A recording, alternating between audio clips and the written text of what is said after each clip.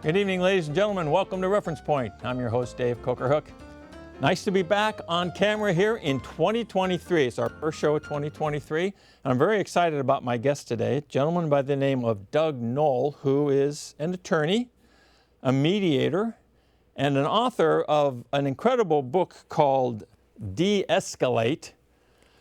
And the subtitle is How to Calm an Angry Person in 90 Seconds or Less. And this is what we're going to talk about a lot today. Doug, welcome to Reference Point. Thank you for being here, my friend. I appreciate it. Dave, always good to see you and talk with you. So we're here, both of us are in California. You're in the Central Valley area. We're actually near Yosemite. So you've been getting a lot of this crazy weather that we've been experiencing as well, only a little bit different flavor of it. Have you been getting any snow or just rain? The snow is above us. The ski area above us closed today because the storm was too heavy. And we've had a bunch of road closures here in the mountains from flooding. So, you know, we all wanted to see the rain, but this is a little too much too fast. Yeah. Yeah, when it comes big time. Well, listen, Right. We're here to talk about your book, and you actually, I mean, you've got an interesting background. On the back cover of your book, it mentions a little bit how you're a trial attorney, and then you became a mediator, and it says that you turned peacemaker, became a peacemaker and master mediator. So what exactly does that mean? I have basically I'm called into human conflict that is oftentimes highly emotional and intractable. It could be a litigated dispute. It could be a non-litigated dispute like a family business conflict or a internal corporate conflict. And typically emotions run very high. And my expertise is in getting people to calm down. And then we work on finding solutions to the problem to make the conflict go away. Cool. Okay. And so it sounds like a skill that was developed over some period of time. I mean, how did this come about with an understanding of whatever the principles are that you talk about in your book? And I want to get into that in more detail, but I'm curious at this high level, how did that come about? Well, as you said, I was a trial lawyer. I mean, I went to Dartmouth College and came back to California where I was born and raised and went to law school. And then after law school, I took a job clerking for an appellate judge in Central California and decided to stay in Central California. Ended up joining a bankruptcy litigation firm in Fresno, California in 1978. And for the next 22 years was a commercial and business trial lawyer. I don't know how many cases I tried, a lot, dozens, hundreds, not 100, but certainly a lot. And along the way, I picked up the martial arts and in my early 40s, after I was awarded my second degree black belt, started studying Tai Chi. Mm-hmm. And Tai Chi has two really interesting paradoxes. The first is the softer you are, the stronger you are. Okay. And the second paradox is the more vulnerable you are, the more powerful you are. Soft to be strong, vulnerable to be powerful. Well, that's interesting. Did not compute. But I kept practicing, and I studied Tai Chi as a martial art, not as a contemplative practice. And ultimately, one day in the courtroom, a couple of years later, I was cross-examining somebody, and the thought came to me, what the heck am I doing in here? And that's when I decided I wasn't going to be a trial lawyer anymore, but I didn't know what I was going to do. Ultimately, I learned of a new master's degree program being offered at Fresno Pacific University called the Master's Degree in Peacemaking and Conflict Studies. And I enrolled at, I think I was 48 years old, and started studying with some of the giants of peacemaking and restorative justice. And it was life-changing. Wow. I couldn't reach agreement with my law partners over what to do, so I gave them a week's notice in 2000 and I walked out. Wow. And left $10 million on the table and started my own peacemaking and mediation practice. In 2005, I was faced with a really difficult conflict, and the people were really angry at each other. I mean, it was, if there'd been knives on the table, there would be blood on the floor. It was just close to violent. Wow. Didn't know what to do. And the thought came to me, listen to the emotions. And that's when the magic happened. And this was a divorced couple. They spent $50,000 each on attorney's fees over an $18,000 problem. Ooh. And when we got done with that process that I just made up on the spot, they walked out holding hands and had lunch with each other. Wow. And it was the most amazing thing I'd ever seen.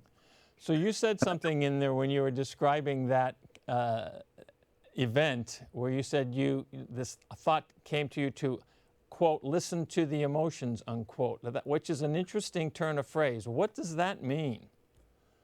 Well, in my master's degree program, I was introduced to neuroscience. And this is back in the 1990s when nobody knew what neuroscience was. And I was lucky to come under the tutelage of a professor at Caltech, a guy by the name of John Allman, who I was introduced to. And he taught me the sort of the basics of what neuroscience is, how it works. And because I came to the conclusion that all peace and conflict starts in the brain, so we ought to understand how the brain works. So I read many studies around emotions and brain development and conflict. And I think it just all that information that I had coalesced in this moment to give me this epiphany of instead of listening to words, listen to the emotions that people are experiencing. And it turned out that 2 years later, in 2007, a brain scanning study came out of Matthew Lieberman's lab at UCLA. And he showed exactly why this idea of listening to emotions works in the human brain. And what he showed with the brain scanning studies was that when you label emotions, two things happen in the brain. One, the emotional centers of the brain, primarily the amygdala, or amygdalae, we have two of them, becomes inhibited. And at the same time, the right ventrolateral prefrontal cortex, which is our executive function of our brain, activates. So it's like this. So emotions go down, thinking brain comes online. Did you say when you identify or name the emotion? When you name the emotions. When you name the emotion. You tell people what they're feeling using a you statement. Wow. Goes against everything we think we know about listening, everything we think we know about the brain and how we process information. Totally counter-normative and counterintuitive. And yet it's how our brains actually operate. Amazing. And so I started testing it in all of my conflicts. Then I began to teach it to people within my field, in the alternative dispute resolution field, and people that I taught it to were getting the same results I did. Wow. And that led to the Prison of Peace Project, where for the last 13 years, I've been acid testing these skills in maximum security prisons in California and around the world. Talk about that a little bit, the Prison for Peace concept, because that's something that's mentioned in your bio and in the book and whatever. How did you manage to start that activity? I mean, that sounds like something that you've got to get lots of green lights from a lot of different levels to be able to do. That's right. So the way it started with a letter, there was a woman serving a life sentence without possibility of parole at what was then the largest, most violent women's prison in the world, Valley State Prison for Women in Chowchilla, California. And she written to my dear friend and colleague, Laurel Coffer, who's a mediator in Los Angeles, asking if Laurel would be willing to come into the prison and teach the lifers how to become mediators to stop violence. And Wow. Laurel, at her mailbox, read the letter, pulled her phone out and called me and said, "What do you think?" Because she knew I was a really good mediator and teacher and trainer. I had these skills that I developed, and I lived about an hour from the prison, and I'm a secondary black belt. So she thought she'd be pretty safe with me in prison. I guess so. Well, I listened to it, and I thought, we should do this. And you're right. It took 6 months to get through all the hoops to finally get permission to start. And so we started our first cohort of 15 women in April of 2010. And it was a smashing success, extremely difficult work, but it was a smashing success. Today, here we are 13 years later, we're active in 15 California prisons. We're active in Connecticut prisons. We're active in prisons in northern Italy, 14 prisons in Greece. We're going to have a startup in Denmark in a women's prison, and we'll have a program going in Nairobi in the not too distant future. And during the pandemic, of course, we were shut down. So we recorded our entire curriculum, filmed it, and the curriculum will be available to any prison in the world. Wow, that's phenomenal. And yeah, it's amazing. Clearly, based on the fact that you've been expanding to so many locations and in other states and in other countries, there's a high rate of success of the program. Yeah? Yeah. Here in California, there are around 4, 5, 6. I'm not exactly sure how many of our students have been released. A very high number. Many of our students who've gone through the curriculum and gone through the whole curriculum have been released on parole. Mm-hmm. To our knowledge, not one of them has reoffended. Oh, wow. That's most unusual. So our recidivism rate is extremely low. Wow. In fact, it's zero. I haven't heard of anybody who's reoffended. We keep track of everybody. So we've done extremely well. And we've gotten letters from wardens, commending us on reducing prison violence and quieting prisons down. In fact, the warden at Valley State Prison for Women, which is now a men's prison, but back when it was a women's prison, wrote us a letter and said, you guys, your program has really quieted this prison down. So you've talked about some examples here. You had where the epiphany, occurred when you were having this scenario with these two, the husband, the people who are divorcing, right? You've talked about the experiences in the prison and stuff like that. Those were potentially very high, intense, extremely challenging situations where there was a lot of animosity and a lot of potential conflict. So is this really a high conflict resolution type technology, or is this a more generic technology that is applicable across the boards? It's applicable across the board. I've come to realize this is the foundational skill of life. Imagine never having another fight or argument in your life again. Imagine being able to create deep intimacy in your personal relationships. Imagine becoming a leader that everyone wants to follow. That's what this skill allows you to do. Wow. Well, that's pretty impressive. So let's talk a little bit about the skill. We've talked a lot about the impact that it's had. You and your recognition of how the brain functions and the scans that you were talking about, everything. So we know that there is objective verification and validation of how this all works and that it works and has these impacts on the neurosystem. So what is the technology? Can you explain it pretty, to the audience here as to what it is that we're actually talking about? Yeah, it's a 3-step. I teach a 3-step process. Okay. The first step is to learn how to ignore the words. Learn how to ignore the words. That's right. This goes against everything you think you know about listening, because everybody's told, well, it's listening to the words. No. You learn how to ignore the words and make it white noise. And the reason that you ignore the words is, first of all, the words aren't carrying much relevant information. Mm-hmm. Second, if you listen to the words, you're likely to get triggered. Mm. And third, you want to free up bandwidth to do the next 2 steps. So step number 1, ignore the words. Okay. Step number 2, read the emotional data fields of the other person. What we don't realize is that emotions are data, just like numbers on a spreadsheet. Okay. And our brains have the ability to read that data effortlessly and accurately if we simply get out of the way. Okay. And so the way I teach it is to say, simply be in silence. This person's screaming and yelling and going crazy, just be in silence. And if you just let your brain work unconsciously, in a moment or two, emotions will start flowing into your consciousness. Mm. And that's all you have to do. It's effortless. When you say emotions will start flowing in, it's the recognition of the emotion that the other party is experiencing? That's right. You'll all of a sudden be recognizing what their emotional experience is. It just happens automatically. Okay. But you have to let yourself do it. Okay. There are a lot of inhibiting factors here that we can talk about. But then the third step is to simply reflect back what that person is experiencing with a simple you statement. So for example, Dave, I might say something like, Dave, man, you are really pissed off. You're angry, you're frustrated, you feel completely ignored and disrespected. Nobody hears you. You feel unappreciated and unsupported. You're anxious and concerned and worried.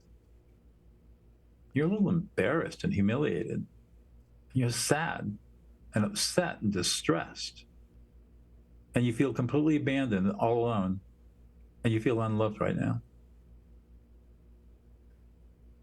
And so when you reflect back, do you notice something changing inside of you as I was talking? Yeah, exactly. You get calm. That's right. You calm down, didn't you? And you're not even upset. I'm and I not calmed even you. pissed off. Right. It has that automatic effect. That's the beauty of it. So when you're reflecting back, there are some rules that you follow. One, you never use an I statement. That active listening stuff is garbage. Never do active listening. When you say an I statement. That's right. It's totally discredited. It's based on a misunderstanding of Thomas Gordon's work, who was a psychologist in the 1950s, completely misinterpreted and misunderstood. So just before you go on, for the benefit of the audience, what is an I statement? Well, in the active listening formulation, whether it's active listening or nonviolent communication, the formulation would be something, gee, Dave, what I think you're feeling is anger. Got it. Right? And we all know when somebody does that to us, it really pisses us off. Yeah. What do you mean? I'm not angry. I'm yeah. Exactly. Okay. So don't do that stuff. And if anybody tries to teach it to you, walk out of the class, because that teacher does not know what he or she is talking about, and just don't go there. Zero credibility. So we're going to use a you statement instead. So Dave, you're really frustrated and angry. It's a you statement. And you are going to then label the emotions. Now, part of the problem in learning how to do this is that because we've never been taught how to read emotions effectively, emotions are, in essence, non-structured data. Mm-hmm. And what we know is that our brains do not do well with unstructured data. We can't use it. We've got to structure it. So I structure the data into 6 layers. I call them 6 emotional layers. And the first layer are the anger emotions. Okay. Then we have the disrespect emotions. Then we have the fear emotions. Then we have the shame, humiliation, embarrassment emotions. Then we have sad emotions. And then we have abandonment and unloved. And if you just use that structure of those 6 layers, actually, a vocabulary of less than 20 words will get you through just about every encounter you'll have with any human being. It's pretty amazing. Wow. That's so what you do is you continue to it's called affect labeling is the name of the skill. You're reflecting somebody else's emotional experience, and you keep doing it until you're getting a nodding of the head, a yeah, exactly, dropping of the shoulders, and a sigh of relief. These are 4 involuntary relaxation responses that tells you that you've de-escalated this person successfully. Wow. And your book subtitle says, in 90 seconds or less. Yeah. Actually, it's a lot faster than that. It usually takes, in most cases, it takes about 30 seconds. But my publisher, Simon & Schuster, wanted 90 seconds. So I said, didn't want to say 30. So the other thing, just say one other thing. The other thing you don't do is you don't ask questions. Gee, Dave, are you angry? No questions. All you're doing is reflecting back the speaker's emotions from the speaker's frame of reference. So no questions, no I statement, and use you statements. So from the, I'm thinking through. I mean, I've read your book, and did some of the exercises like you explained to, watch a movie, watch a movie, or watch an ad on TV and see what the emotions that they're taking, and that sort of thing. But one of the things that just occurred to me while you were explaining that process is that what I would be doing in terms of the communication to another party who I'm going through the process on, I'm reflecting back to them what their experience is, and in a way that validates for them that it is happening. It's what they are experiencing, so that they don't feel like they're being invalidated. Correct. In fact, that's a really important point, because one of the problems that we face is emotional invalidation. And this is the antidote to emotional invalidation. And in my experience and my opinion, based on my experience, is that emotional invalidation is one of the most insidious and pervasive forms of emotional abuse that exists, and it happens everywhere. Yeah. Remember when you were 3 years old and you were out running around and you fell down and scraped your knee and started to cry? Uh-huh. What were you told? Big boys don't cry. That's right. Big boys don't cry. Suck it up, buttercup. Rub dirt in it. It doesn't hurt. Girls are told the same thing. Parents think they got to toughen their kids up, but really, it's devastating to the development of the human brain. And what the science shows is that if you continually invalidate your children, by the time they're 6, they're going to be emotionally shut down. Wow. And they're not going to mature emotionally beyond 6 years old. Yeah, they'll put a facade up and they'll learn how to act, but you really know it when people get into deep conflict that they revert back to that 6-year-old state. Sure. You see, hey, he's acting like a 6-year-old. Well, in that moment, he is reverting back to 6 years old. Yeah. And that's this emotional invalidation stuff that goes on all the time. You know, in all my work in prisons, I mean, the murderers are not born; they're bred. Right. And every single person that I've met in prison has been emotionally abused in a deep way. I mean, profoundly deep way. Some more than others, but nobody in any lightweight way. It's been horrible.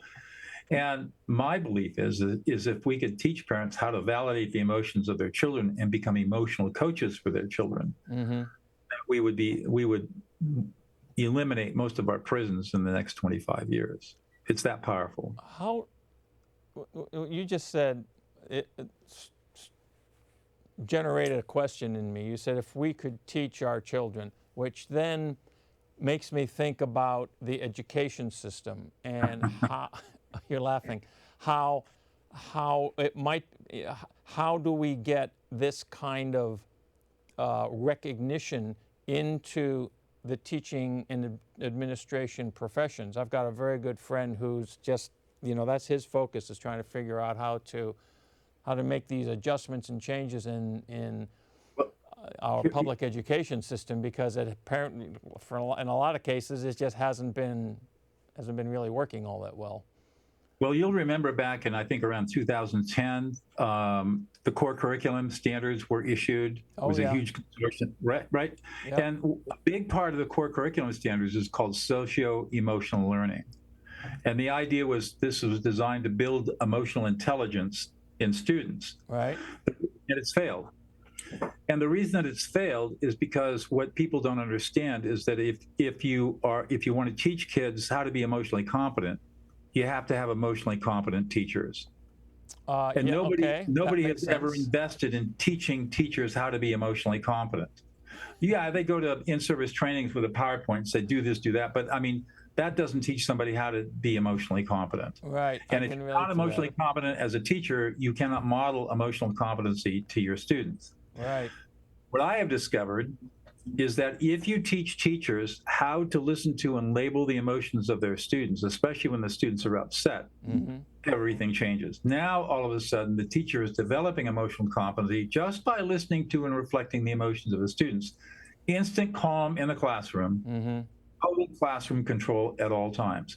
I've worked in a high school and the theater middle schools, teaching all their faculties how to affect label. I've taught school administrators how to do this. Last September, I was back in Indianapolis at the Indianapolis Principals Leadership Institute, teaching 40 Indiana principals how to do this. I'm going to be actually working in some other school districts later this year.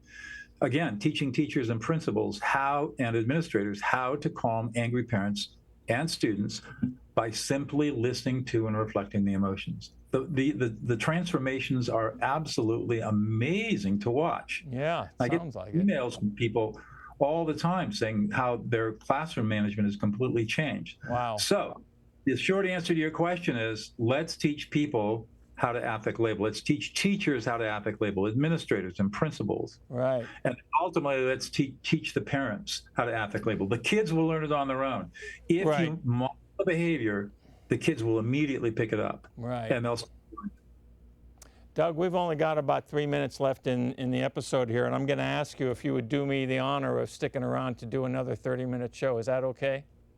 Yeah, it's kind of the end of the day for me, but sure, we can do that. Okay, fantastic, because we're going to have to wrap this up in just a couple of minutes. I want to remind our viewers that with respect to this topic, I'm sure it's generating questions. Send in your questions to info@referencepointtv.com. We'll get it to Doug. He'll answer the questions. I'll, provide you whatever reference information that I can. This is a topic that I think everybody needs to understand in depth.